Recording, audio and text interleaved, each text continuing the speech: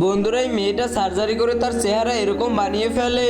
Surgery করানোর পর তার চেহারা তার কাছে ভালো লাগতো না, তাই সে এখানে একটা মাস্ক কিনতে আসে। কিন্তু মেয়েটা অনেক মোটা হয়, তার মুখের গঠনের সাথে কোনো মাস্কই যাচ্ছিল না। তাই যিনি মাস্ক বিক্রি করতেছিল উনি তার মুখের ভিতরে একটা দাগ দিয়ে দেয় এবং বলে, তোমার মুখ এরকম চিকন করে আনতে পারলে তোমার মুখে মাস্ক লাগানো যাবে। কিন্তু মেয়েটা বুঝতে পারতেছিল না তার মুখ এভাবে চিকন করবে কিভাবে। তাই সে একটা কস্টিপ নেয় এবং অনেক কষ্ট করে সেই কস্টিপটা তার মুখের সাথে আটকে ফেলে। পরে সে একটা ইনজেকশন নেয় এবং তার মুখ অনেক চিকন হয়ে যায়। এরপর দেখতে মোটামুটি তাকে ভালোই লাগতেছিল, কিন্তু তার ঠোঁটটা অনেক বড় হয়, ভালো লাগতেছিল না। তাই সে ঠোঁটে আবারও সার্জারি করে, যার কারণে মেয়েটার মুখ অনেক চিকন হয়ে যায় এবং মাস্ক পরতে পারে। মাস্কটা পরে তার বয়ফ্রেন্ডের সঙ্গে দেখা করতে চলে যায়। তার বয়ফ্রেন্ড ছিল অনেক বড় লোক, কারণ তার কাছে ছিল অনেক গোল্ডের ট্রফি।